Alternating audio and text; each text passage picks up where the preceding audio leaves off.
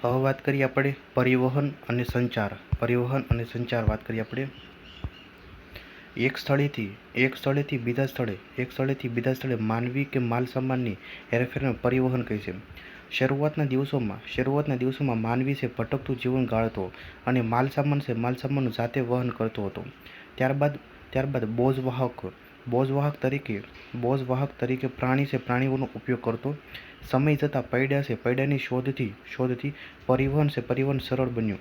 આ ઉપરાંત યંત્રો અને પરિવહનના વિવિધ માધ્યમોનો વિકાસ થતાં પરિવહન સરળ બન્યું હતું.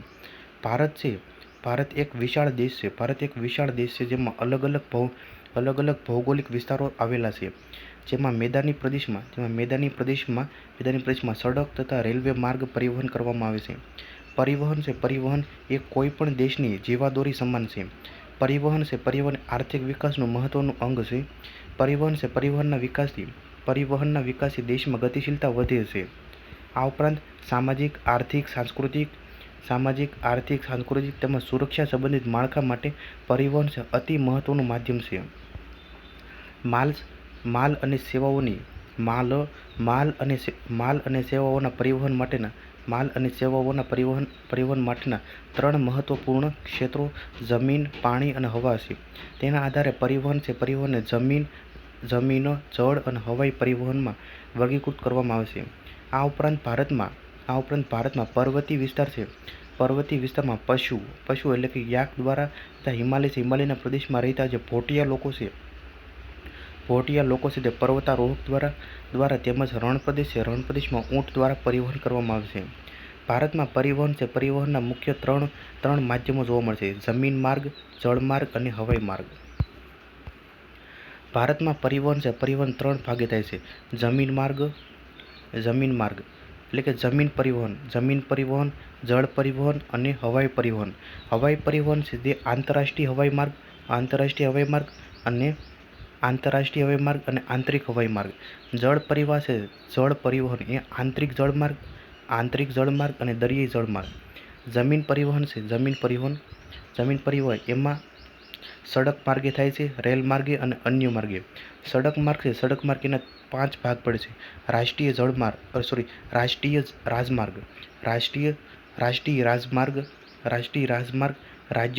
રાજ્ય ધોરીમાર્ગ, પછી સીમાવર્તી ધોરીમાર્ગ, જિલ્લા અથવા ગ્રામ સડક અને એક્સપ્રેસવે. પછી રેલમાર્ગમાં 4 ભાગ પડે છે: broad gauge, metre gauge, narrow gauge અને મેટ્રો રેલ. અન્ય છે એમાં પાઇપલાઇન, રોપવે અને હાઇપરલૂપ. જમીન માર્ગ એ રેલ માર્ગ, હવાઈ માર્ગ અને જળ માર્ગ માટે પૂરક માર્ગ પૂરો પાડે છે. તેમજ કૃષિ, પશુપાલન અને ગ્રામીણ વિકાસમાં જમીન માર્ગનો ફાળો સર્વોચ્ચ છે. જળમાર્ગમાં આંતરિક જળમાર્ગ, તટીય જળમાર્ગ અને મહાસાગરીય જળમાર્ગનો સમાવેશ થાય છે. હવાઈ પરિવહનમાં રાષ્ટ્રીય હવાઈ માર્ગ અને આંતરરાષ્ટ્રીય હવાઈ માર્ગનો સમાવેશ થાય છે. પાઇપલાઇનથી થતું પરિવહન માર્ગ પરિવહન અને જળ પરિવહન બંનેમાં ગણી શકાય છે. એનસીઆરટી મુજબ પાઇપલાઇનનો જમીન માર્ગ પરિવહન અંતર્ગત સમાવેશ થાય છે. દેશમાં કુલ પરિવહન 83% છે. 83% સડકો, 9% રેલવે અને 6% હવાઈ માર્ગ અને 2% જળ માર્ગ દ્વારા થાય છે. વાત કરીએ ભૂમિ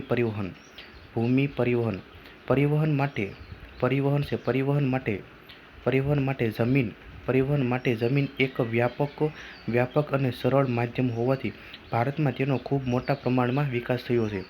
પરિવહનનું સૌથી જૂનું સાધન સડક રહી છે. સડક એ વધુ વિસ્તૃત અને સુલભ સાધન છે. ગ્રામીણ અર્થવ્યવસ્થાના સડક પરિવહન પર જ વધુ આધાર રાખે છે. ભૂમિ પરિવહનમાં સમયની બચત, સસ્તી સેવા અને માલની સુરક્ષા જળવાઈ રહેતી હોવાથી તે લોકપ્રિય પરિવહન છે. 18મી સદીમાં 18મી સદીમાં ઔદ્યોગિક ક્રાંતિ દરમિયાન યંત્રોની શોધ થવાથી માનવી અને પશુઓનું સ્થાન શરૂઆતમાં વરાળ એન્જિને લીધું. ત્યારબાદ પાકી સડકો, એક્સપ્રેસ માર્ગો, પછી ફ્લાયઓવર, પછી જમીન માર્ગોનું નિર્માણ સમયાંતરે થતું રહ્યું છે. સડક માર્ગ અને રેલવે માર્ગ. સડક માર્ગ અને રેલ માર્ગ એ જમીન માર્ગના મુખ્ય ઉદાહરણો છે. વાત કરીએ આપણે સડક માર્ગ. ભારતમાં પ્રાચીન કાળથી સડકો તથા રાજમાર્ગોનું નિર્માણ થતું હતું. સમ્રાટ અશોક અને ચંદ્રગુપ્ત મૌર્યના સમયમાં ભારતમાં રાજમાર્ગો તૈયાર કરવામાં આવતા હતા. કોઈપણ દેશના આર્થિક તેમજ સામાજિક વિકાસમાં માર્ગ પરિવહનનું મહત્વપૂર્ણ યોગદાન રહેલું હોય છે, કારણ કે તે નાના તથા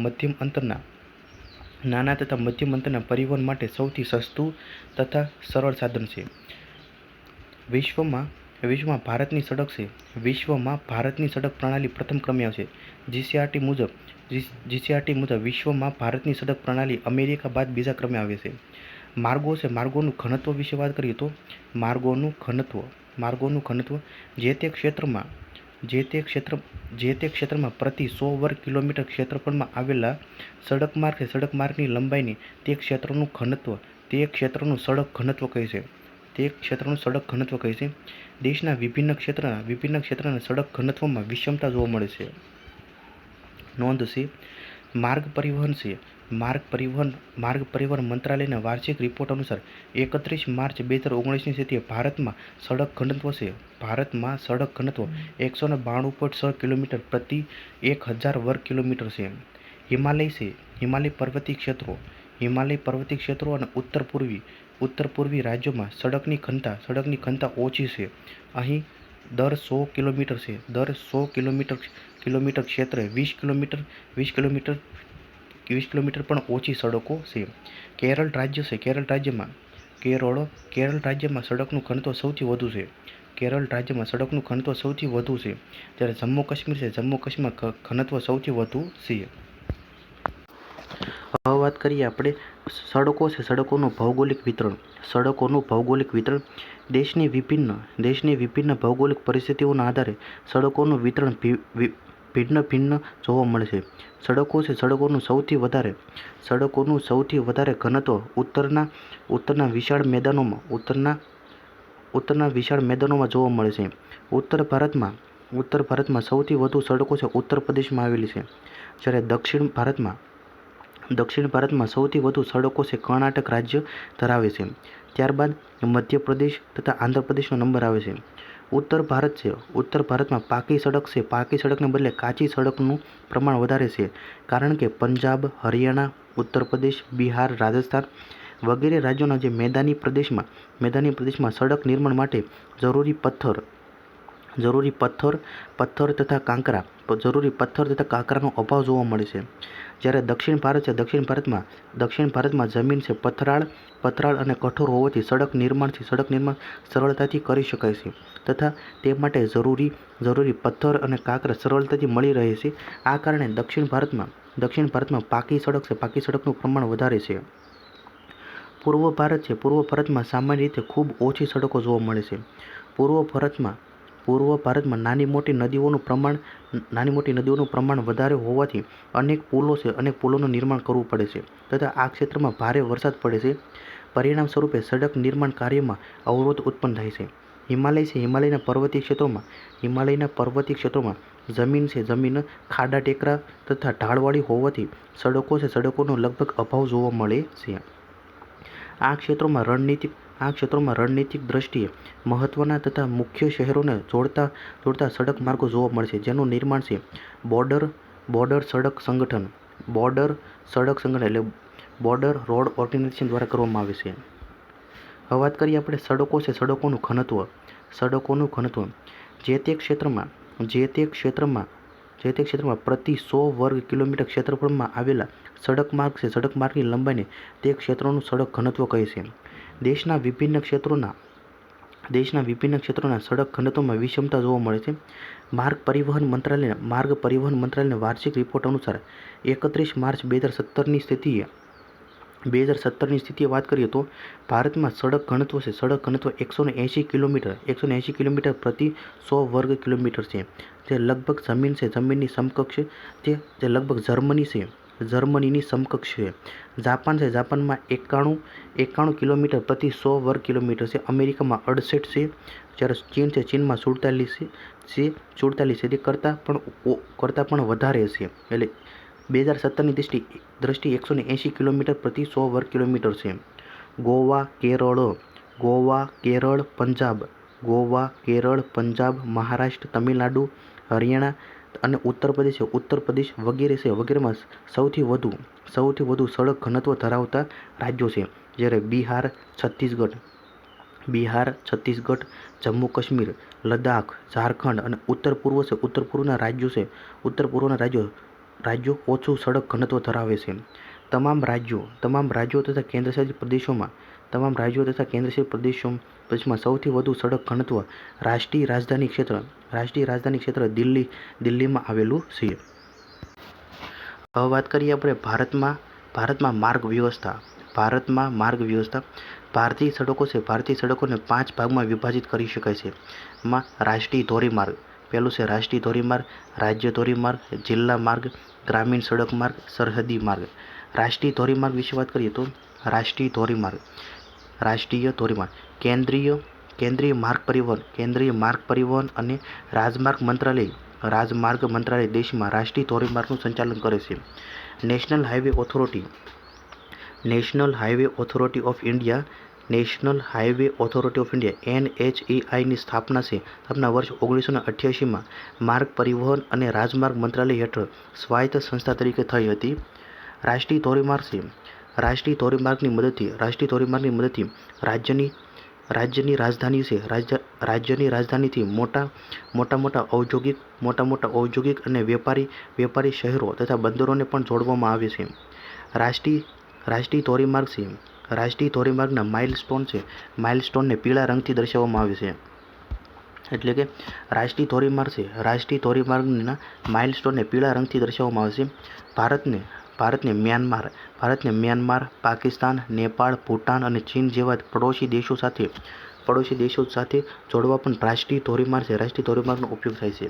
વિશેષ વાત કરીએ તો આપણે ભારતનો સૌથી જૂનો અને સૌથી લાંબો સડક માર્ગ શેરશાહ સૂરી દ્વારા 16મી સદીમાં બનાવવામાં આવ્યો હતો. આ માર્ગને 19મી સદીમાં ડેલહાઉસીએ ફરીથી નિર્માણ કરાવ્યો હતો. આ સડક માર્ગ દિલ્હીથી અમૃતસર તથા દિલ્હીથી કોલકાતાને જોડતો, જેને પહેલા ગ્રાન્ડ ટ્રંક રોડના નામથી ઓળખવામાં આવતો હતો. NIOS મુજબ હાલમાં દિલ્હીથી અમૃતસર સુધીનો માર્ગ છે રાષ્ટ્રીય ધોરીમાર્ગ 1 તરીકે ઓળખાય છે, જ્યારે દિલ્હીથી કોલકાતા સુધીનો માર્ગ છે રાષ્ટ્રીય ધોરીમાર્ગ 2 તરીકે ઓળખાય છે. વિશેષ વાત કરીએ તો ભારતમાં 1830ના દશકમાં બ્રિટિશ ઈસ્ટ ઇન્ડિયા કંપની દ્વારા આસફાલ્ટના માર્ગ બનાવવાની શરૂઆત થઈ હતી. ભારતમાં વર્ષ 1855માં માળખાગત સુવિધાઓના વિકાસ માટે જાહેર બાંધકામ ખાતા એટલે કે પબ્લિક વર્ક્સ ડિપાર્ટમેન્ટની સ્થાપના કરવામાં આવી હતી. વર્ષ 1942માં બ્રિટિશ સરકાર દ્વારા ડિપાર્ટમેન્ટ ઓફ વોર ટ્રાન્સપોર્ટ 1942માં બ્રિટિશ સરકાર દ્વારા ડિપાર્ટમેન્ટ ઓફ વોર ટ્રાન્સપોર્ટની રચના કરવામાં આવી હતી. આ અંતર્ગત ભારતમાં માર્ગ પરિવહનના માળખાનો વિકાસ કરવામાં આવ્યો હતો. નોંધ છે માર્ગ પરિવહન અને રાજમાર્ગ મંત્રાલય મુજબ વર્તમાનમાં રાષ્ટ્રીય ધોરીમાર્ગની કુલ લંબાઈ લગભગ 1,46,145 કિલોમીટર છે. GCRT મુજબ રાષ્ટ્રીય ધોરીમાર્ગની કુલ લંબાઈ લગભગ 79,116 કિલોમીટર છે અને રાષ્ટ્રીય ધોરીમાર્ગની સંખ્યા 953 છે. NIOS મુજબ રાષ્ટ્રીય ધોરીમાર્ગની કુલ લંબાઈ 65,500 કિલોમીટર છે અને 219 219 રાષ્ટ્રીય ધોરીમાર્ગો છે. ગુજરાતમાંથી 27, 41, 47, 48, 141 અને 147 નંબરના રાષ્ટ્રીય ધોરીમાર્ગો પસાર થાય છે. જનસંખ્યાના આધારે ચંદીગઢ, પુડ્ડુચેરી, દિલ્હી અને ગોવા જેવા ક્ષેત્રોમાં રાષ્ટ્રીય ધોરીમાર્ગની સંખ્યા વધારે છે. ત્યારબાદ મિઝોરમ, અરુણાચલ પ્રદેશ, મેઘાલય અને મણિપુર જેવા રાજ્યો આવે છે. ઉત્તર પ્રદેશ, પશ્ચિમ બંગાળ, બિહાર, મધ્યપ્રદેશ, રાજસ્થાન, મહારાષ્ટ્ર અને ગુજરાતમાં ધોરીમાર્ગની લંબાઈ પ્રમાણમાં ઓછી છે. ભારતનો સૌથી લાંબો રાષ્ટ્રીય ધોરીમાર્ગ NH-44 છે. ભારતનો સૌથી લાંબો રાષ્ટ્રીય ધોરીમાર્ગ છે NH-44 છે, જેનું જૂનું નામ NH-7 હતું. NH-44 શ્રીનગરને કન્યાકુમારી સાથે જોડે છે. NH-44 શ્રીનગરને કન્યાકુમારી સાથે જોડે છે. NH-44ની કુલ લંબાઈ છે. NH-44ની કુલ લંબાઈ વર્તમાનમાં 3,745 કિલોમીટર છે. NCERT મુજબ NH-44ની કુલ લંબાઈ 2,369 કિલોમીટર છે અને NIOS મુજબ NH-44ની કુલ લંબાઈ 2,783 કિલોમીટર છે. કોચી શહેરના કુંડનુરને વેલિંગ્ટન ટાપુના કોચી બંદરને જોડતો 6 કિલોમીટર લંબાઈ છે. 6 કિલોમીટર લંબાઈ ધરાવતો NH-47 દેશનો સૌથી ટૂંકો રાષ્ટ્રીય ધોરીમાર્ગ છે. શું કીધું? કોચી શહેરના કુંડનુરને વેલિંગ્ટન ટાપુના કોચી બંદરને જોડતો 6 કિલોમીટર લંબાઈ ધરાવતો NH-47 દેશનો સૌથી ટૂંકો રાષ્ટ્રીય ધોરીમાર્ગ છે. NH-31 વાત કરીએ તો NH-31 છે દેશમાં ઉત્તર ભારત અને ઉત્તર પૂર્વ ભારતને જોડતો એકમાત્ર રાષ્ટ્રીય ધોરીમાર્ગ છે. કેન્દ્ર સરકાર દ્વારા વર્ષ 2010માં રાષ્ટ્રીય ધોરીમાર્ગના નંબરને વધુ તર્કસંગત બનાવવા માટે નવી નંબર પદ્ધતિ જાહેર કરવામાં આવી હતી. આ પ્રણાલી મુજબ ઉત્તર દક્ષિણ ધોરીમાર્ગને બેકી સંખ્યામાં નંબર આપવામાં આવશે. જ્યારે પૂર્વ પશ્ચિમ ધોરીમાર્ગને એકી સંખ્યામાં નંબર આપવામાં આવશે. ભારત સરકારના માર્ગ પરિવહન અને રાજમાર્ગ મંત્રાલય દ્વારા જાન્યુઆરી 2023ની સ્થિતિએ દેશમાં રાષ્ટ્રીય ધોરીમાર્ગનું સૌથી વધુ નેટવર્ક અનુક્રમે મહારાષ્ટ્ર, ઉત્તર પ્રદેશ અને રાજસ્થાનમાં આવેલું છે. વાત કરીએ ભારતના મહત્વના રાષ્ટ્રીય ધોરીમાર્ગ. NH-1 છે દિલ્હીથી અમૃતસર. પછી NH-2 છે દિલ્હીથી કોલકાતા. જે NH-19 હતો પહેલાં. NH-3 છે અટારીથી લેહ. NH-4 અંદમાન નિકોબાર દ્વીપ સમૂહ. NH-4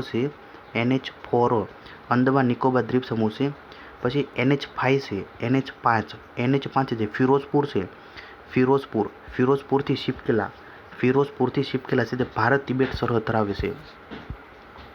પછી NH-27 જે પોરબંદર ગુજરાતમાં આવેલું છે. પોરબંદરથી લઈને અસમના સિલચર જે બીજો સૌથી લાંબો 3,507 કિલોમીટર ધરાવે છે. NH-41 જે ગાંધીધામથી અમદાવાદ. NH-44 શ્રીનગરથી કન્યાકુમારી. શ્રીનગરથી કન્યાકુમારી એટલે જૂનો હતો NH-7 હતો અને સૌથી લાંબો 3,745 કિલોમીટર ધરાવે છે. NH-48 જે દિલ્હીથી મુંબઈ. પછી NH-64 છે અમદાવાદથી દાંડી. પછી NH-118 છે જે આસાન બનીથી જમશેદપુર જે ઝારખંડની અંદર સૌથી ટૂંકો છે અને 5 કિલોમીટર છે. NH 548 છે. NH 548 જે મહારાષ્ટ્ર અને કોલંબો સૌથી ટૂંકો છે, 5 કિલોમીટર ધરાવે છે. NH 966B NH 966B જે કંદનૂરથી વેલિંગ્ટન દ્વીપ કુંદનૂરથી વેલિંગ્ટન દ્વીપ છે બીજો સૌથી ટૂંકો અને 8 કિલોમીટર ધરાવે છે. વાત કરીએ આપણે રાજ્ય ધોરીમાર્ગ છે. રાજ્ય ધોરીમાર્ગનો ઉપયોગ છે રાજમાર્ગો તથા જિલ્લાના મુખ્ય મથકો સાથે જોડાણ કરવા માટે થાય છે. વ્યાપાર અને ઉદ્યોગો છે. વ્યાપાર અને ઉદ્યોગોની દ્રષ્ટિએ રાજ્યના ધોરીમાર્ગોનું મહત્વ છે. રાજ્ય ધોરીમાર્ગના માઇલસ્ટોનને લીલા રંગથી દર્શાવવામાં આવે છે. જે તે રાજ્યોના રાજ્ય સડક પરિવહન વિભાગ તેમજ રાજ્યના લોક નિર્માણ વિભાગ દ્વારા રાજ્ય ધોરીમાર્ગની દેખરેખ, નિર્માણ અને સંચાલન કરવામાં આવે છે. આ ધોરીમાર્ગોનો વહીવટ અને નાણાકીય ભંડોળ છે રાજ્ય સરકાર દ્વારા પૂરું પાડવામાં આવે છે. સૌથી વધુ પ્રમાણમાં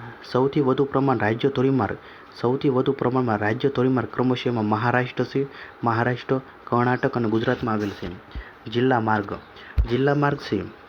માર્ગ આ સડકોનો ઉપયોગ છે રાજ્યના ગામડા, તાલુકા તથા શહેરો છે. શહેરોને જિલ્લાના મુખ્ય મથક સાથે જોડવા માટે થાય છે. તેની જાળવણી જિલ્લા પંચાયત કરે છે. નોંધ છે જિલ્લા માર્ગનું નિર્માણ અને દેખરેખની જવાબદારી જિલ્લા પંચાયત તેમજ રાજ્યના પબ્લિક વર્ક્સ ડિપાર્ટમેન્ટ અંતર્ગત હોય છે. વાત કરીએ ગ્રામીણ માર્ગ છે. ગ્રામીણ સડક માર્ગનો ઉપયોગ છે ગામડાઓને મુખ્ય સડક સાથે જોડવા માટે થાય છે. આ સડકોનું નિર્માણ અને જાળવણી ગ્રામ પંચાયતો દ્વારા કરવામાં આવે છે. ગ્રામીણ સડકોના માઇલસ્ટોનને કાળા રંગથી દર્શાવવામાં આવે છે. પ્રધાનમંત્રી ગ્રામ સડક યોજના હેઠળ ગ્રામીણ માર્ગોને પાકા કરવામાં આવ્યા છે. સરહદી માર્ગો વર્ષ 1960માં દેશના સીમાવર્તી ક્ષેત્રોમાં સડકના ઝડપી નિર્માણ તથા વિકાસ કરવાના ઉદ્દેશ્યથી સીમા સડક સંગઠન એટલે કે BRO બોર્ડર રોડ ઓર્ગેનાઇઝેશનની સ્થાપના કરવામાં આવી હતી. જે દેશના સીમાવર્તી ક્ષેત્રોમાં માર્ગ પરિવહનનું કાર્ય કરી સરહદી ક્ષેત્રોને દેશના અન્ય ક્ષેત્રો સાથે જોડવાનું કાર્ય કરે છે. અને આ ઉપરાંત BRO જે દુર્ગમ ક્ષેત્રોમાં સડકોનું નિર્માણ, તેનો નિભાવ જેવા કાર્યો પણ કરે છે. BRO છે જે રક્ષા મંત્રાલય અંતર્ગત કાર્ય કરે છે. સીમા સડક સંગઠન દ્વારા સમગ્ર વિશ્વમાં સૌથી ઊંચો સડક માર્ગ લેહ અને મનાલી વચ્ચે બનાવવામાં આવ્યો છે, જે સમુદ્રની સપાટીથી 4,270 મીટર ઊંચો છે. BRO દ્વારા અફઘાનિસ્તાન, તાજિકિસ્તાન, ભૂટાન, શ્રીલંકા અને મ્યાનમારમાં પણ સડક નિર્માણ કરવામાં આવ્યા હતા. BRO છે વર્તમાન સમયમાં આ સંગઠન દ્વારા ચલાવવામાં આવતા સડક નિર્માણ સંબંધિત કેટલાક મહત્વના પ્રોજેક્ટ છે. પ્રોજેક્ટ બીકન છે.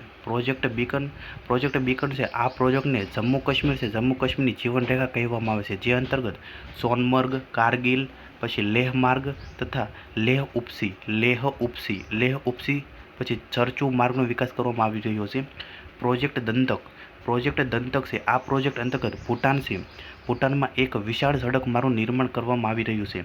પ્રોજેક્ટ હીરક આ પ્રોજેક્ટ અંતર્ગત મહારાષ્ટ્રના નક્સલ પ્રભાવિત જિલ્લા જેવા કે ભંડારા, ગઢચિરોલી વગેરેમાં સડક નિર્માણનું કાર્ય કરવામાં આવી રહ્યું છે.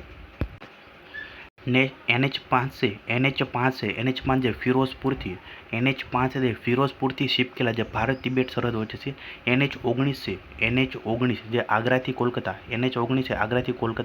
NH 27 જે પોરબંદરથી લઈને સિલચર સુધી જે બીજો સૌથી લાંબો રાષ્ટ્રીય ધોરીમાર્ગ છે.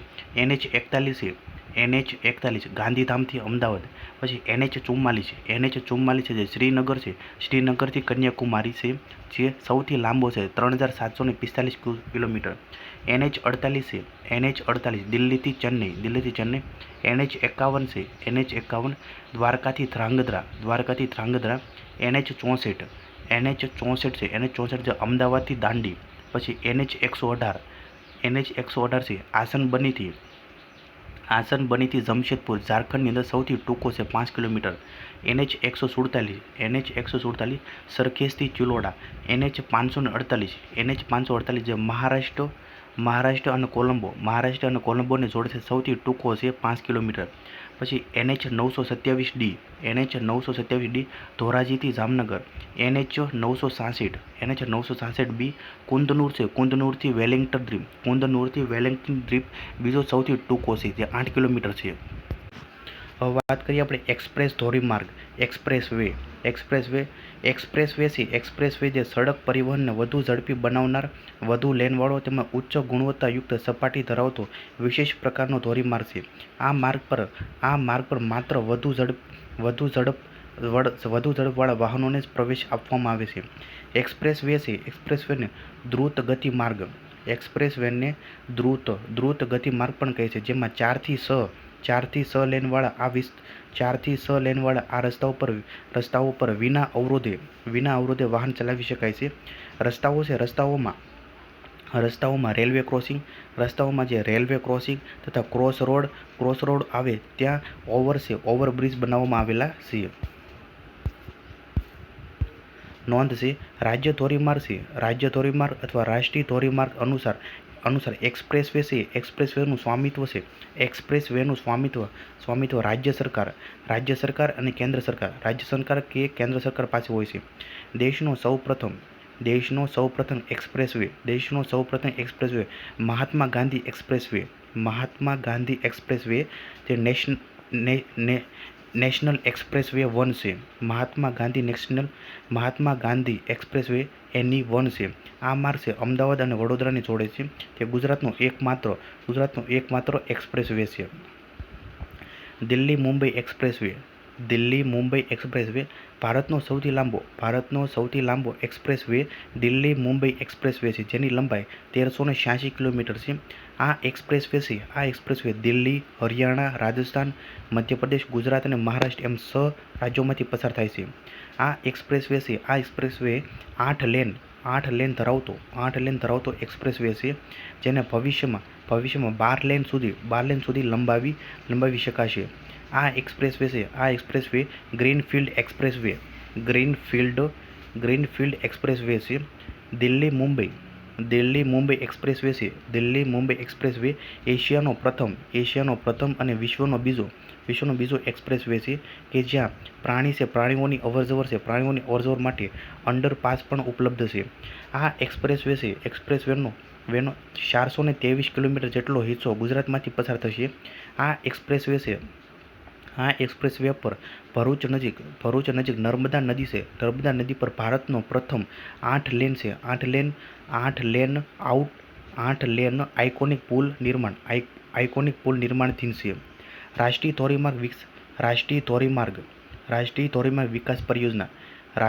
ધોરીમાર્ગ વિકાસ પરિયોજના ભારત સરકારે દેશના આર્થિક વિકાસને પ્રગતિ અને ગતિશીલ કરવાના ઉદ્દેશ્ય સાથે જે પરિયોજનાઓને સંચાલિત કરી તેને રાષ્ટ્રીય ધોરીમાર્ગ વિકાસ કાર્યક્રમ એટલે કે national highway development project NHDP કહે છે. આ પરિયોજના અંતર્ગત કેટલાક સડકો છે એટલે કે સડક માર્ગનો વિકાસ થયો છે. ભારતીય રાષ્ટ્રીય ધોરીમાર્ગ પ્રાધિકરણ NHAI National Highway Authority of ઇન્ડિયાને સંપૂર્ણ દેશમાં આ પરિયોજનાને વિવિધ ચરણોમાં લાગુ કરવાની જવાબદારી સોંપવામાં આવી છે. NHDPના ચરણ 1 અને ચરણ 2 અંતર્ગત સ્વર્ણિમ ચતુર્ભુજ પરિયોજના, પછી ઉત્તર દક્ષિણ તથા પૂર્વ પશ્ચિમ ઉત્તર દક્ષિણ કોરિડોર અને પૂર્વ પશ્ચિમ કોરિડોર પરિયોજના અને ભારતના 12 મુખ્ય બંદરોને જોડવાની યોજના છે. ઉત્તર ભારત ઉત્તર ભારતના ક્ષેત્રોમાં રાષ્ટ્રીય ધોરીમાર્ગ તથા અન્ય માર્ગોના વિકાસ કાર્યક્રમ અને તેના સંચાલન માટે Special Accelerated Road Development Programme North East અંતર્ગત કરવામાં આવે છે. વિશેષ વાત કરીએ તો 1981 થી 2001ના સમયગાળા માટે ભારતમાં રસ્તાના વિકાસ માટે લખનૌ પ્લાન ઘડવામાં આવ્યો. આ પ્લાનને હાલમાં રાષ્ટ્રીય ધોરીમાર્ગ વિકાસ યોજના તરીકે ઓળખવામાં આવે છે. દેશમાં આર્થિક વિકાસને પ્રોત્સાહન આપવા માટે વર્ષ 1998માં તત્કાલીન વડાપ્રધાન અટલ બિહારી વાજપેયી દ્વારા રાષ્ટ્રીય ધોરીમાર્ગ વિકાસ પરિયોજનાની જાહેરાત કરવામાં આવી હતી. રાષ્ટ્રીય ધોરીમાર્ગ વિકાસ પરિયોજના. જો સ્વર્ણિમ ચતુર્ભુજ પરિયોજના વાત કરીએ તો સ્વર્ણિમ ચતુર્ભુજ દિલ્હી છે, દિલ્હીથી જયપુરથી પાલનપુર, ગાંધીનગરથી મુંબઈ, પછી મુંબઈથી બેંગલુરુથી પછી ચેન્નઈ, પછી ચેન્નઈથી ભુવનેશ્વરથી કોલકાતાથી પછી લખનૌથી પછી દિલ્હી આવે છે. આ સ્વર્ણિમ ચતુર્ભુજ પરિયોજના. ઉત્તર દક્ષિણ કોરિડોર છે, શ્રીનગરથી જલંધર, પછી દિલ્હી, પછી ઝાંસી, પછી લખનાદોન, નાગપુર, પછી હૈદરાબાદ, પછી બેંગલુરુ, સાલેમ અને કન્યાકુમારી. ઉત્તર દક્ષિણ કોરિડોર. અને પૂર્વ પશ્ચિમ છે, એમાં પોરબંદરથી સિલચર સુધી છે. પોરબંદરથી પછી પાલનપુર, શિવપુર, પછી ઝાંસી, લખનઉ, પછી કાનપુર, ગોરખપુર, પછી મુઝફ્ફરપુર, પૂર્ણિયા અને સિલચર. ઉત્તર દક્ષિણ કોરિડોર અને પૂર્વ પશ્ચિમ કોરિડોર છે તે ઝાંસી ખાતે મળે છે. હવે વાત કરીએ આપણે સ્વર્ણિમ ચતુર્ભુજ પરિયોજના. આ પરિયોજના વર્ષ 1999માં લોન્ચ કરવામાં આવી હતી. આ પરિયોજનાનો ઉદ્દેશ્ય છે ભારતના મેગાસિટીઓની વચ્ચે જોડાણ મજબૂત બનાવવાનો તેમજ પરિવહનનો સમય ઘટાડવાનો છે. આ યોજના national Highway Authority of India NHAI ના અધિકાર ક્ષેત્ર હેઠળ આવે છે. આ પરિયોજના અંતર્ગત 5,846 કિલોમીટર લાંબો માર્ગ બનાવવામાં આવ્યો છે. સ્વર્ણિમ ચતુર્ભુજ યોજના દિલ્હી, મુંબઈ, ચેન્નઈ તથા કોલકાતા જેવા શહેરોને જોડે છે, જે ભૂમિતિ આકારમાં ચતુર્ભુજ છે. વિશેષ વાત કરીએ તો 2001માં શરૂ થયેલી આ પરિયોજના છે 2012માં પૂર્ણ થઈ હતી. આ યોજનામાં દિલ્હીથી મુંબઈ છે, દિલ્હીથી મુંબઈ 1419 કિલોમીટર, પછી મુંબઈથી ચેન્નઈ 1290 કિલોમીટર, પછી ચેન્નઈથી કોલકાતા છે, ચેન્નઈથી કોલકાતા 1684 કિલોમીટર, અને કોલકાતાથી દિલ્હી છે, 1453 કિલોમીટરનો સમાવેશ થાય છે. એટલે કે સૌથી લાંબો કયો છે? ચેન્નઈથી કોલકાતા છે, પછી કોલકાતાથી દિલ્હી છે, એનાથી પછી ઓછો છે મુંબઈથી, પછી સૌથી લાંબો ચેન્નઈથી કોલકાતા છે, પછી એનાથી ઓછો છે કોલકાતાથી દિલ્હી છે, પછી એનાથી ઓછો દિલ્હીથી મુંબઈ છે, પછી એનાથી ઓછો છે મુંબઈથી ચેન્નઈ છે. ઉત્તર દક્ષિણ કોરિડોર અને પૂર્વ પશ્ચિમ કોરિડોર. ઉત્તર દક્ષિણ કોરિડોર તથા પૂર્વ પશ્ચિમ કોરિડોર. આ પરિયોજના અંતર્ગત ઉત્તર દક્ષિણ તથા પૂર્વ પશ્ચિમ એમ 2 કોરિડોરનો સમાવેશ થાય છે. ઉત્તર દક્ષિણ કોરિડોર જે જમ્મુ કાશ્મીરના શ્રીનગર છે, જમ્મુ કાશ્મીરના શ્રીનગરને તમિલનાડુ છે, તમિલનાડુના કન્યાકુમારીને જોડે છે. જ્યારે પૂર્વ પશ્ચિમ કોરિડોર ગુજરાતના પોરબંદર છે, પોરબંદરને અસમના સિલચર સાથે જોડે છે. ઉત્તર દક્ષિણ કોરિડોરની સરેરાશ લંબાઈ 4,034 કિલોમીટર છે, જ્યારે પૂર્વ પશ્ચિમ કોરિડોરની સરેરાશ લંબાઈ 3,640 કિલોમીટર છે. આ બંને કોરિડોર એકબીજાને ઉત્તર પ્રદેશના ઝાંસી ખાતે પસાર થાય છે. પ્રધાનમંત્રી ગ્રામ સડક યોજના. 25 ડિસેમ્બર 2000ના રોજ શરૂ કરવામાં આવેલી પ્રધાનમંત્રી ગ્રામ સડક યોજનામાં પસંદગીના ગ્રામીણ શહેરોમાં બારમાસી સડકોનું નિર્માણ કરવામાં આવી રહ્યું છે. આ એક સંપૂર્ણપણે કેન્દ્રીય યોજના છે. વર્ષ 2013માં આ યોજનાના ચરણ 2 આ યોજનાના ચરણ 2 હેઠળ તત્કાલીન મુખ્ય ગ્રામીણ જોડાણોને ગ્રામ વિકાસ કેન્દ્રો સુધી અપગ્રેડ કરવાને પ્રાધાન્ય આપવામાં આવ્યું હતું. આ અપગ્રેડેશનનો ખર્ચ છે કેન્દ્ર સરકાર અને રાજ્ય સરકાર દ્વારા સંયુક્ત રીતે કરવામાં આવશે. 2011 થી 2014 દરમિયાન પ્રધાનમંત્રી ગ્રામ સડક યોજના અન્વયે પ્રતિદિન 73 કિલોમીટર, જ્યારે 2014 થી લઈને 2016 દરમિયાન પ્રતિદિન 100 કિલોમીટર લંબાઈની ગ્રામીણ સડકોનું નિર્માણ કરવામાં આવ્યું છે. ગ્રીન ટેકનોલોજી દ્વારા સડક નિર્માણ. પ્રધાનમંત્રી ગ્રામ સડક યોજના અન્વયે બનાવવામાં આવેલી જે 15% ગ્રામીણ સડકોનું નિર્માણ છે ગ્રીન ટેકનોલોજી દ્વારા કરવામાં આવ્યું છે. આ ટેકનોલોજીમાં ફ્લાય એશ એટલે કે રાખ, પછી જીઓ ટેક્સટાઇલ, પ્લાસ્ટિક અને અન્ય કચરાના પદાર્થોના ઉપયોગથી સડક બનાવવામાં આવે છે. વર્ષ 2000 થી 2014ના સમયગાળામાં 800 કિલોમીટર ગ્રામીણ સડકો ગ્રીન ટેકનોલોજી દ્વારા બનાવવામાં આવી હતી.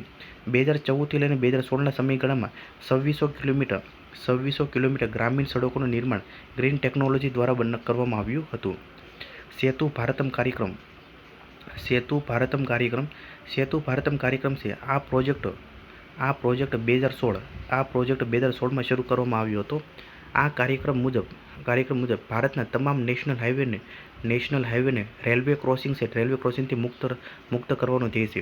આ કાર્યક્રમનો ઉદ્દેશ્ય છે રેલવે લાઇન ક્રોસિંગમાં અવારનવાર થતી દુર્ઘટનાઓ અટકાવવાનો અને રાષ્ટ્રીય ધોરીમાર્ગ પરની અવરજવર ઝડપી અને સલામત બનાવવાનો છે. ઇન્ટરનેશનલ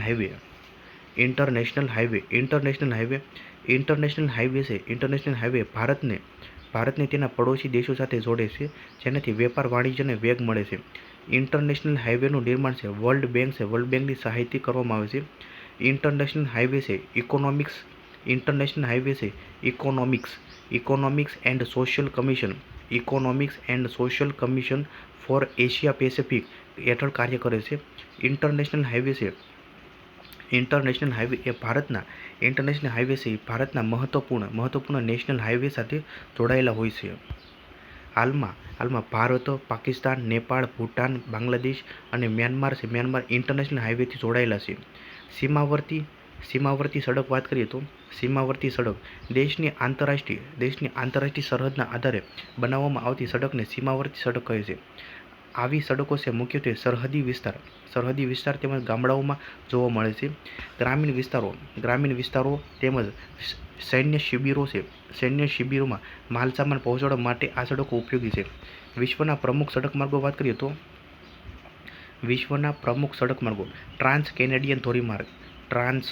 ટ્રાન્સ કેનેડિયન ધોરીમાર્ગ. આ ધોરીમાર્ગ પૂર્વમાં એટલાન્ટિક મહાસાગરના કિનારે આવેલા સેન્ટ જોનને પશ્ચિમમાં આવેલા જે પેસિફિક મહાસાગરના કિનારે આવેલો વેનકુવર સાથે જોડે છે. પાન અમેરિકન ધોરીમાર્ગ. આ ધોરીમાર્ગ છે ઉત્તર અમેરિકા, મધ્ય અમેરિકા અને દક્ષિણ અમેરિકા ખંડને જોડતો એક વિશાળ ધોરીમાર્ગ છે. સ્ટુઅર્ટ ધોરીમાર્ગ વાત કરીએ તો સ્ટુઅર્ટ ધોરીમાર્ગ. આ ધોરીમાર્ગ ઉત્તર ઓસ્ટ્રેલિયામાં આવેલા ડાર્વિન શહેરને દક્ષિણમાં આવેલા જે વિક્ટોરિયા રાજ્યના મેલબોર્ન સાથે જોડે છે. હવે વાત કરીએ આપણે રેલવે પરિવહન. આઝાદી પહેલાં બ્રિટિશરો દ્વારા ભારતમાં પોતાના વેપારમાં માલસામાનની હેરફેરમાં અનુકૂળતા અને ઝડપ મેળવવા માટે રેલવેની શરૂઆત કરવામાં આવી હતી. રેલવે એ દેશનું સૌથી મોટું સરકારી ઉપક્રમ છે. ભારતના રેલમાર્ગનું સ્થાન છે એશિયામાં પ્રથમ છે અને વિશ્વમાં બીજું છે. નોંધ છે રેલમાર્ગમાં ભારતનું સ્થાન છે વિશ્વમાં રશિયા, અમેરિકા અને કેનેડા પછી ચોથું ક્રમે આવે છે. વિશેષ વાત કરીએ તો એક વર્થ સમિતિ એક વર્ષ સમિતિ છે, એક વર્ષ સમિતિની ભલામણથી રેલવે બજેટ છે, રેલવે બજેટને વર્ષ 1921થી કેન્દ્રીય બજેટથી અલગ કરવામાં આવ્યું, જે સૌપ્રથમવાર 1924માં રજૂ થયું હતું, જે માત્ર રેલવે બજેટ સાથે સંકળાયેલું હતું. 1924થી લઈને 2016, જે 93 વર્ષ સુધી રેલવે બજેટ છે. રેલવે બજેટ સામાન્ય બજેટથી અલગ રજૂ કરવામાં આવતું હતું, જે વર્ષ 2017થી સામાન્ય બજેટમાં મર્જ કરવામાં આવ્યું હતું. ભારતમાં સૌપ્રથમ રેલવેની શરૂઆત 16 એપ્રિલ 1853ના રોજ મુંબઈના બોરીબંદર અને થાણે વચ્ચે કરવામાં આવી હતી. આ રેલવે લાઇનની લંબાઈ 34 કિલોમીટર હતી.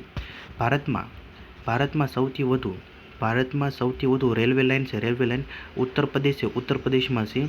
ગંગાના મેદાની પ્રદેશોમાં ખેત પેદાશો તથા ગીચ વસ્તી છે. ગીચ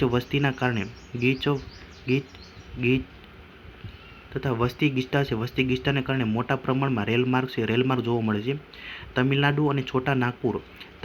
અને છોટા નાગપુરના ભાગોને બાદ કરતા સમગ્ર દ્વીપકલ્પીય ક્ષેત્રમાં રેલ પરિવહનનું નેટવર્ક સામાન્ય જોવા મળે છે.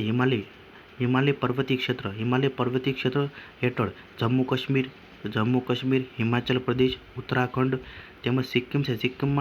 સિક્કિમમાં તથા ભારતના પૂર્વોત્તર ક્ષેત્રમાં અને રાજસ્થાન છે. રાજસ્થાનના પશ્ચિમી મરુસ્થળીય ક્ષેત્રમાં રેલ પરિવહનનું નેટવર્ક વિશાળ છે. ભારતની સૌથી લાંબા અંતરની ટ્રેન છે વિવેક એક્સપ્રેસ છે, જે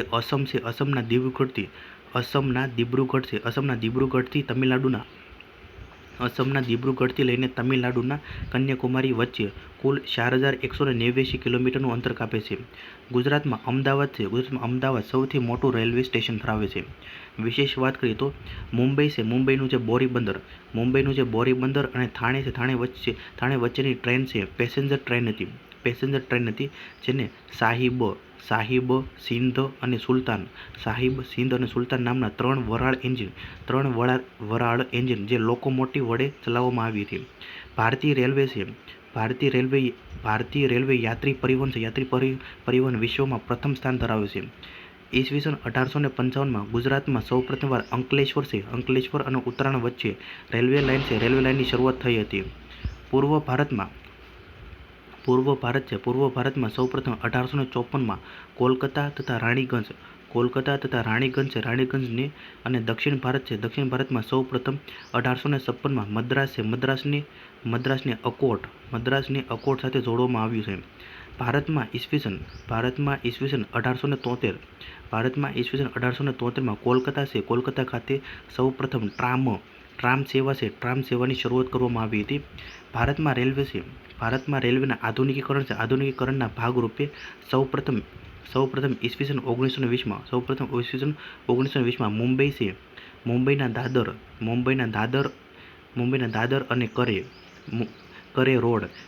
દાદર અને કરે રોડ વચ્ચે ઇલેક્ટ્રિક લાઇટિંગ સિગ્નલ પ્રણાલીની શરૂઆત કરવામાં આવી હતી.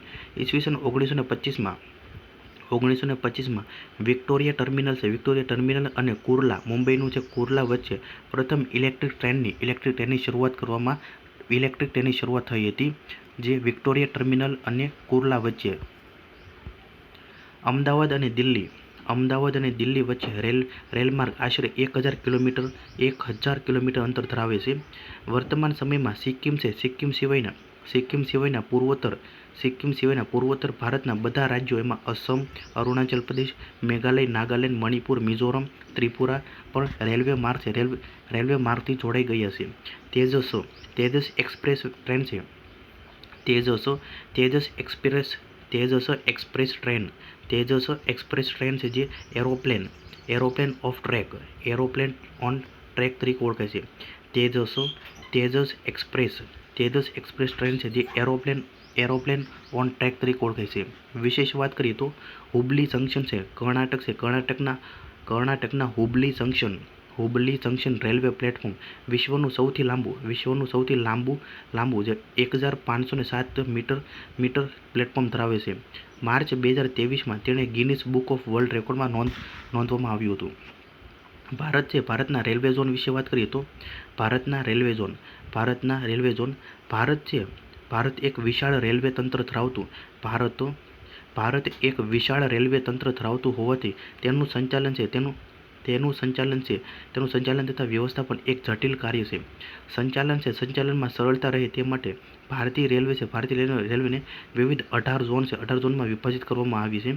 વર્ષ 2019માં સૌથી છેલ્લે દક્ષિણ તટીય રેલવે ઝોન જાહેર કરવામાં આવ્યું છે, જેને કેબિનેટ મંજૂરી આપી છે, જેનું વડું મથક વિશાખાપટ્ટનમ ખાતે આવેલું છે.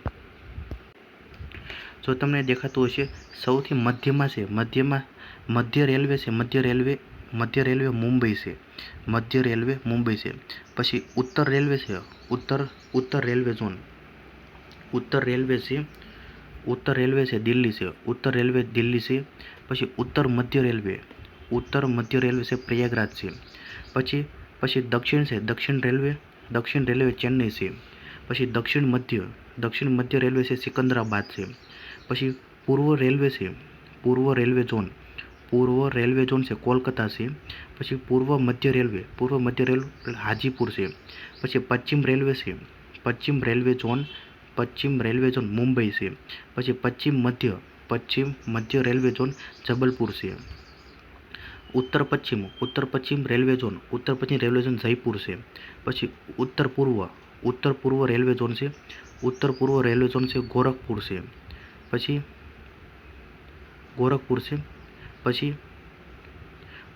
દક્ષિણ પશ્ચિમ રેલવે ઝોન હુબલી છે. પછી દક્ષિણ પૂર્વ રેલવે ઝોન છે કોલકાતા છે. પછી દક્ષિણ પૂર્વ મધ્ય રેલવે ઝોન બિલાસપુર છે.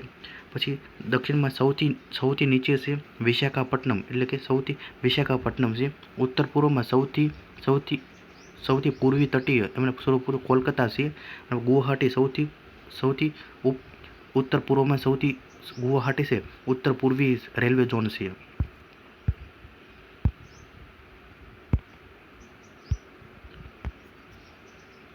જો આ યાદ રાખવાનું છે. મધ્ય રેલવે મુંબઈ સેન્ટ્રલ છે. પશ્ચિમ રેલવે છે ચર્ચગેટ મુંબઈ છે. દક્ષિણ રેલવે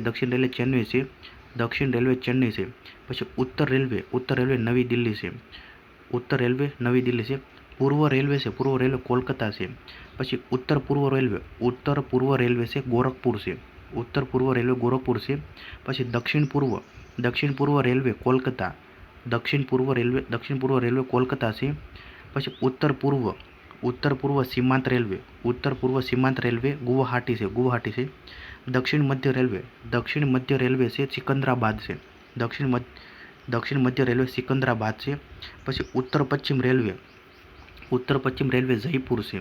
પછી પૂર્વ મધ્ય રેલવે હાજીપુર છે. પછી દક્ષિણ પશ્ચિમ રેલવે છે હુબલી છે. પશ્ચિમ મધ્ય રેલવે જબલપુર છે. પછી ઉત્તર મધ્ય રેલવે અલ્હાબાદ છે. પછી પૂર્વ તટીય રેલવે છે ભુવનેશ્વર છે. પછી દક્ષિણ પૂર્વ મધ્ય રેલવે છે બિલાસપુર છે. કોલકાતા મેટ્રો રેલ કોલકાતામાં છે. દક્ષિણ તટીય રેલવે વિશાખાપટ્ટનમ એટલે કે વાઇઝેક છે. રેલ ડેવલપમેન્ટ ઓથોરિટી RDA છે જે રેલ ડેવલપમેન્ટ ઓથોરિટી 2017માં રેલ નિયમન અને યાત્રી ભાડામાં ફેરફારમાં એકરૂપતા લાવવા માટે રેલ ડેવલપમેન્ટ ઓથોરિટીની રચના કરવામાં આવી હતી. રેલ ડેવલપમેન્ટ ઓથોરિટીનું મુખ્ય મથક છે નવી દિલ્હી ખાતે આવેલ છે, જે એક બિન-વૈધાનિક સંસ્થા છે જેમાં એક અધ્યક્ષ અને 3 સભ્યો હોય છે. Indian railway management service Indian railway management service વર્ષ 2019માં ઇન્ડિયન રેલવે મેનેજમેન્ટ સર્વિસને મંજૂરી આપવામાં આવી હતી. આ સર્વિસનો મુખ્ય હેતુ યુપીએસસીના માધ્યમથી રેલવેના વ્યવસ્થાપન માટે તજજ્ઞોની ભરતી કરવાનું છે. ભારતની પ્રથમ national Rail and Transportation Institute NRTI જે ગતિ શક્તિ વિશ્વવિદ્યાલય વર્ષ 2018માં વડોદરા ખાતે ભારતની પ્રથમ railway university National Rail and Transportation Institute NRTI National Rail and Transportation Institute NRTIનો પ્રારંભ કરવામાં આવ્યો, જેનો વર્ષ 2022માં નામ બદલીને ગતિ શક્તિ વિશ્વવિદ્યાલય રાખવામાં આવ્યું છે. આ વિશ્વવિદ્યાલયનું સંચાલન national academy of Indian railways અંતર્ગત થાય છે અને રેલવે મંત્રાલય દ્વારા તેને ભંડોળ પૂરું પાડવામાં આવે છે. વાત કરીએ ભારતમાં રેલવે બ્રિજ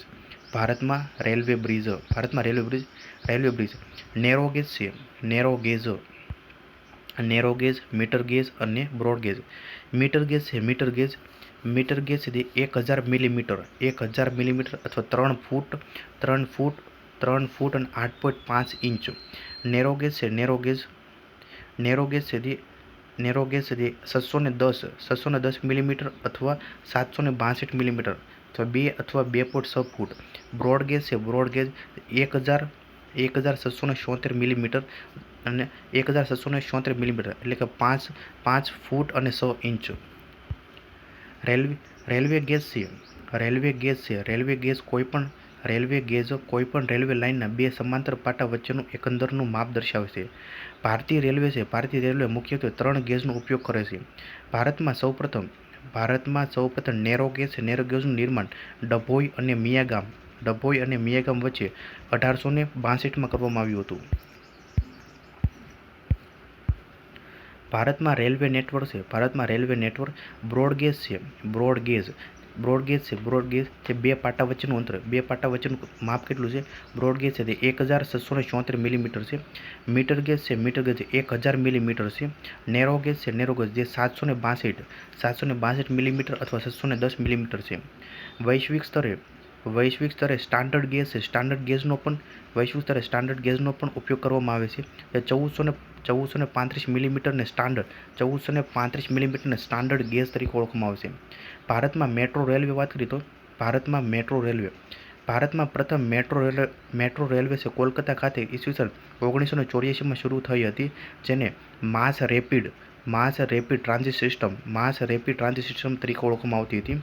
વિશેષ વાત કરીએ તો વર્તમાનમાં કોલકાતા, ચેન્નઈ, દિલ્હી, બેંગલુરુ, ગુરુગ્રામ, મુંબઈ, જયપુર, કોચી અને લખનઉ જેવા શહેરોમાં મેટ્રો કાર્યરત છે, જ્યારે અમદાવાદ, કાનપુર, નાગપુર, હૈદરાબાદ અને પુણે ખાતે મેટ્રો રેલવે કામગીરી હેઠળ છે.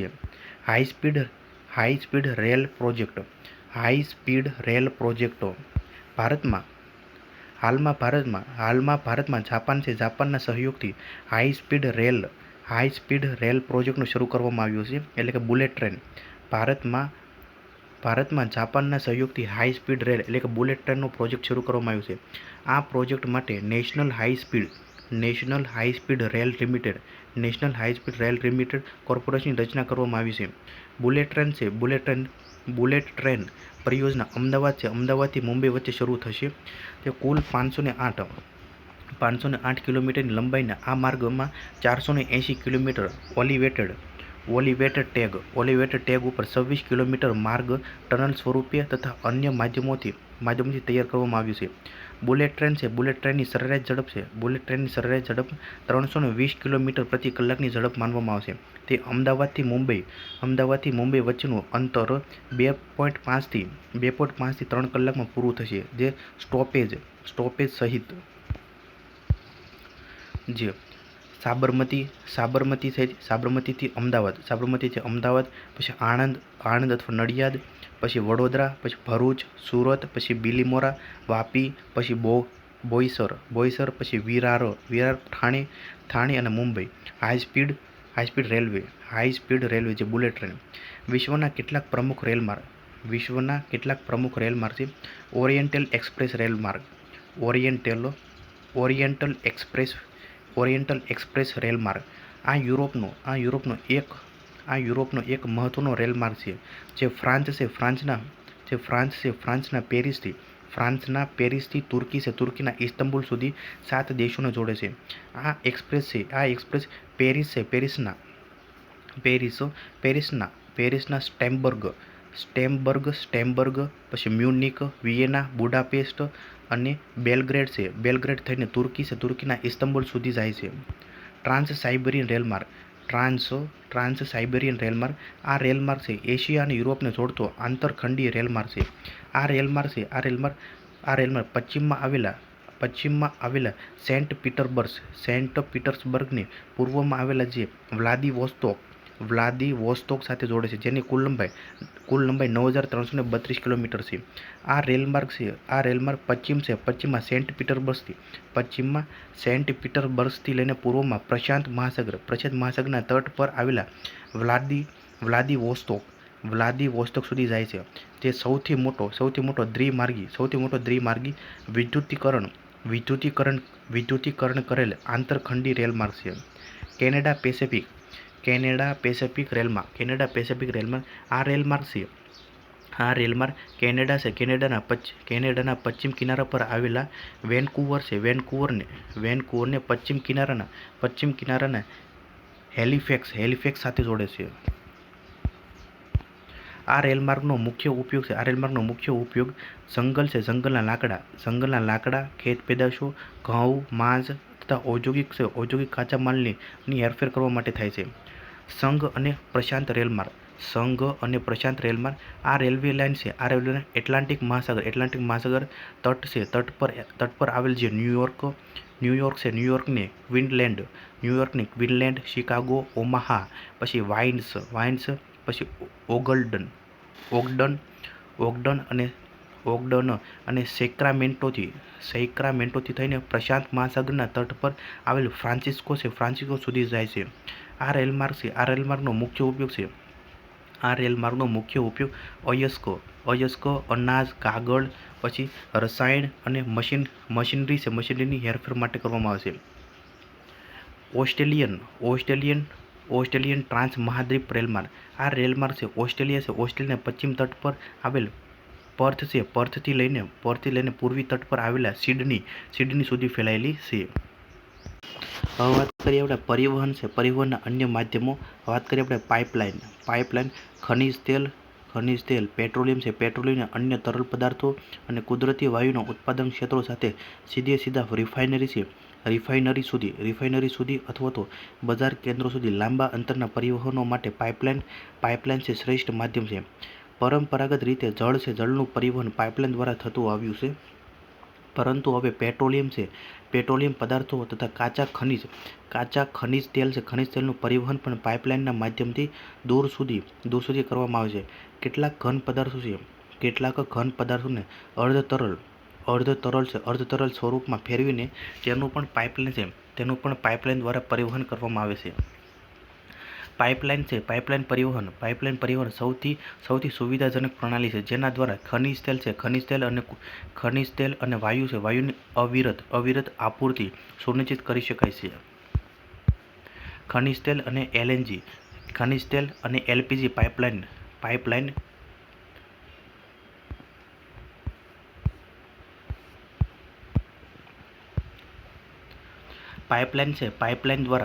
પાઇપલાઇન દ્વારા રાંધણ ગેસ પૂરો પાડવામાં ગુજરાત દેશમાં પ્રથમ ક્રમે છે. પાઇપલાઇનની સુવિધાઓ નીચે મુજબ વાત કરીએ. એમાં પહેલું છે ઉબડખાબડ ભૂમિ પર તથા જળક્ષેત્રોના તળભાગે પણ પાઇપલાઇન નાખી શકાય છે. બીજું, તેના સંચાલન તથા જાળવણી પાછળ ખૂબ ઓછો ખર્ચ આવે છે. ત્રીજું, ઉર્જા ક્ષમતા તેમજ પર્યાવરણની સાવચેતીની દ્રષ્ટિએ તે ઉત્તમ વ્યવસ્થા છે. વિશ્વમાં વિશ્વમાં પાઇપલાઇનની સૌથી વધુ ગીચતા છે યુએસએમાં અમેરિકાની અંદર જોવા મળે છે. તેમાં સૌથી પ્રસિદ્ધ પાઇપલાઇન બિગ ઇંચ છે. પાઇપલાઇન પરિવહનના મુખ્ય 3 નેટવર્ક છે. એમાં પહેલું છે, વાત કરીએ, અસમ તેલ ક્ષેત્ર છે. અસમ તેલ ક્ષેત્રથી કાનપુર. અસમ તેલ ક્ષેત્રથી કાનપુર. અસમ છે અસમના નાહરકોટિયા. નાહરકોટિયાથી નુનમતી પછી બરોની સુધી ખનિજ તેલની પાઇપલાઇન છે. અસમ છે અસમના નાહરકોટિયાથી નુનમતી પછી બરોની સુધી ખનિજ તેલની પાઇપલાઇન છે. આસામ છે અસમના તેલ ક્ષેત્રથી કાનપુર છે. કાનપુરના વાયા ગુવાહાટી બરોની અને પ્રયાગરાજ સુધી પાઇપલાઇન પણ આવેલી છે. અસમ તેલ ક્ષેત્ર છે. અસમ તેલ ક્ષેત્રની શાખાઓ છે બરોનીથી હલ્દિયા વાયા રાજબંધ. પછી રાજબંધ છે રાજબંધથી મોરી ગામ અને ગુવાહાટી છે ગુવાહાટીથી સિલિગુડી સુધી આવેલી છે.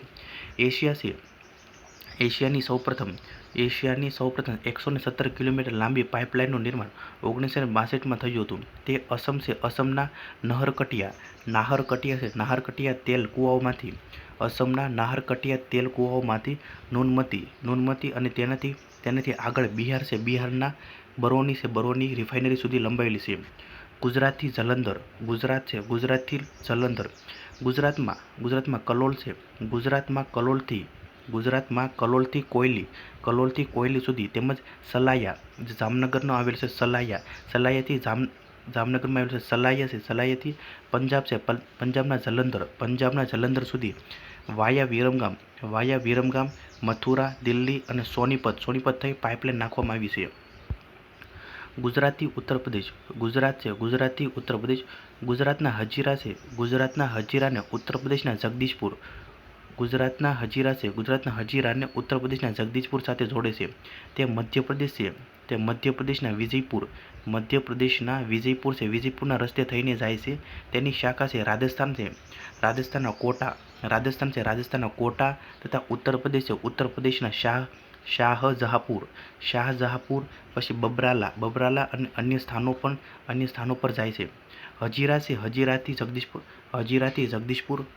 જગદીશપુર સુધીના આ પાઇપલાઇન છે. આ પાઇપલાઇન ભારતની સૌથી લાંબી કુદરતી વાયુની પાઇપલાઇન છે, જે 1730 કિલોમીટર છે. નોંધ છે. આ ઉપરાંત બોમ્બે હાઈથી મુંબઈ કિનારા સુધી ખનિજ તેલ તથા ગેસ પરિવહન છે. માટે સમાંતર પાઇપલાઇન નાખવામાં આવી છે. ગુજરાતમાં ખંભાત ધુવારણ કોયલી અમદાવાદમાં ગેસ લાઇન છે. ગેસ લાઇન મારફતે પરિવહન થાય છે. ગુજરાતમાં અંકલેશ્વર છે. અંકલેશ્વરથી કોયલી પછી કલોલ છે. કલોલથી સાબરમતી નવાગામ છે. નવાગામથી કોયલી બોમ્બે હાઈથી કોયલી ખંભાત છે. ખંભાતથી ધુવારણ અંકલેશ્વર છે. અંકલેશ્વરથી ઉત્તરાયણ અંકલેશ્વરથી વડોદરા તથા અમદાવાદ સુધી કોયલી પાઇપલાઇન આવેલી છે.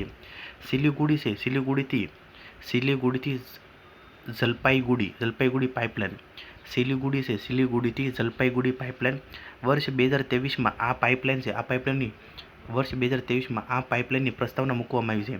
આ પાઇપલાઇન દ્વારા નેપાળ અને બાંગ્લાદેશને ભારતીય ભૂમિ દ્વારા જોડવામાં આવશે. આ પાઇપલાઇન સાઉથ એશિયાની બીજી ક્રોસ બોર્ડર પેટ્રોલિયમ પાઇપલાઇન બનશે. હવે વાત કરીએ આપણે રોપવે જેને આપણે રજ્જુ માર્ગ કહેવાય છે. પહાડી વિસ્તારોમાં માલ સામાન કે મુસાફરોની હેરફેર માટે પર્વત શિખરો સાથે રજ્જુ માર્ગથી જોડી દેવામાં આવે છે. વિશ્વમાં રોપવે છે. રોપવેની શરૂઆત સાંકડી ઊંડી નદીઓ તથા ખીણો છે. ખીણોને ઓળંગવા માટે થતી હતી, જેમાં બે છેડે બાંધેલા ધાતુના મજબૂત દોરડા પર લટકતી પાલખી કે ટ્રોલીથી થઈ હતી. હાલના સમયમાં વધુ લાંબા અંતર માટે થાંભલા ઊભા કરીને યાંત્રિક ટ્રોલીઓની મદદથી પરિવહન કરવામાં આવે છે.